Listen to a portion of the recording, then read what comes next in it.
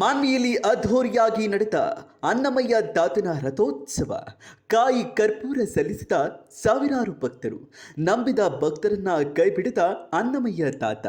ಕರ್ನಾಟಕ ಸೇರಿದಂತೆ ಆಂಧ್ರ ಪ್ರದೇಶದವರೆಗೂ ಭಕ್ತರು ಇದ್ದಾರೆ. ಮಾಜಿ ಶಾಸಕ ರಾಜ ವೆಂಕಟಪ್ಪ ನಾಯಕ ಅವರ ಮನೆಯಿಂದ ನಡೆಯುತ್ತೆ ವಿಶೇಷ ಪೂಜೆ. ಹೌದು, ಮಾನ್ವಿ ಪಟ್ಟಣದ ಬೆಟ್ಟದ ಗವಿಯಲ್ಲಿರುವಂತಹ ಅನ್ನಮಯ್ಯ ದಾತನ ಜಾತ್ರಾ ಮಹೋತ್ಸವ ಸಾವಿರಾರು ಭಕ್ತರ ನಡುವೆ ಅದ್ಧೂರಿಯಾಗಿ ನಡೆಯಿತು.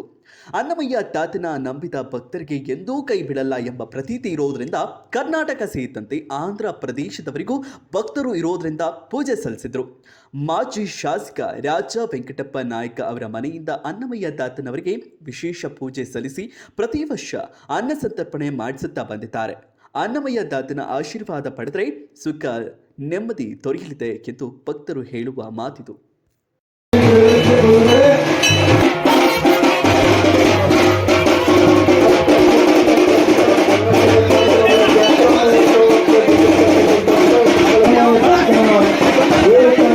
ದೇವಸ್ಥಾನದ ಶಿಲ್ಪಿಯ ರಾಜ ವೆಂಕಟನಾಥ ಗರಿಯವರು ಇನ್ನೇನು ಕೆಲವೇ ಕ್ಷಣಗಳಲ್ಲಿ